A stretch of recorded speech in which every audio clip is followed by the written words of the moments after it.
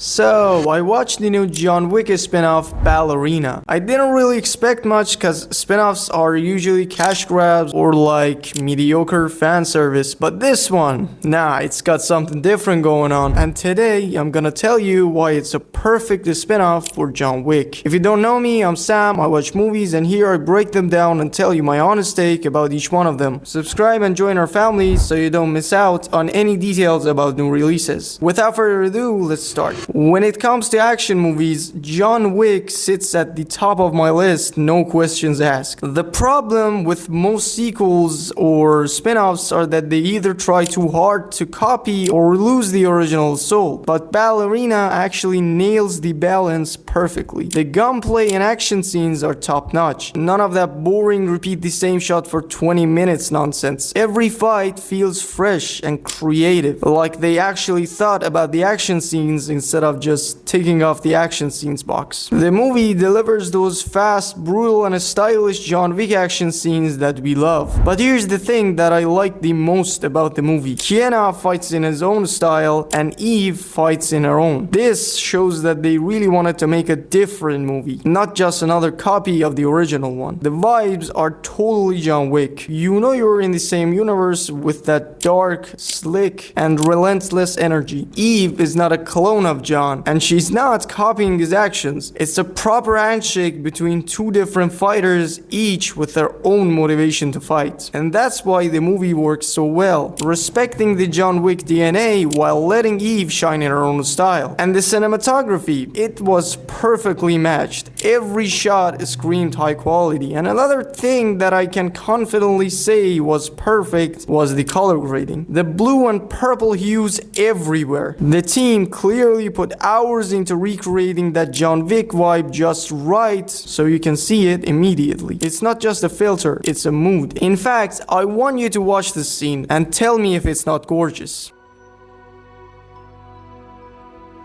Now here is the shocker. Keanu Reeves doesn't dominate the screen. They didn't try to milk him for attention or cash. Instead, they gave him enough time to do his thing and then pass the torch to Eve herself. Because guess what? This isn't Keanu's movie. This is Eve's movie. Everyone gets their fair share of screen time, which makes it feel balanced and honest. The story is simple. Eve's dad gets killed, she grows up, and she's out for revenge. No hesitation. Just a straightforward, engaging plot. In my opinion, most of the time, simplicity beats complexity, and Ballerina actually nails the balance perfectly, so there's no problem in that. Now I need to talk about Ana de Armas. She really needed this role. Sure, she's already famous. Remember her in Blade Runner? Same blue-purple vibe, but there she was more delicate and mysterious. Here, she's a fighter, tough, smart, and completely owning the screen. It's not just another gig for her. It feels like a real career milestone. I'm not saying that Blade Runner wasn't, cause it definitely was, but Ballerina was her chance for a movie that she can freely play as the main character. Now I want to use this time for another quick shout out to the color grading team again, because I can't just get over it. The whole movie bathes in these blue and purple shades that create this unreal, almost electric feel. It's like they treated the visuals as a character itself, and that kind of attention to details doesn't happen by accident. You can tell the filmmakers cared, exactly like all four John Wick movies. So yeah, Ballerina surprised me. It's a spin-off that feels earned, not a slap together. The action is fresh, the story is simple but gripping, the cast is solid, and Ana de Armas steals the show in the best way possible. Now for its score. Considering it was a spin-off, it felt so original to me. And with all that being said, I think it deserves a solid 8.5 out of 10. If you watched the video till this point, it probably means that you're a real one. So I really appreciate you liking and subscribing so more people like you can join our family too. We're currently at 66 subscribers and the goal is to reach 100 by the end of the month. I have a lot of plans for you in the future and I'm sure you're gonna love them all. And as always, thank you for watching this video and I'll see you in the next one.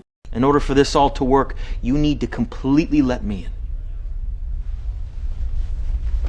in. Enjoy your evening, gentlemen.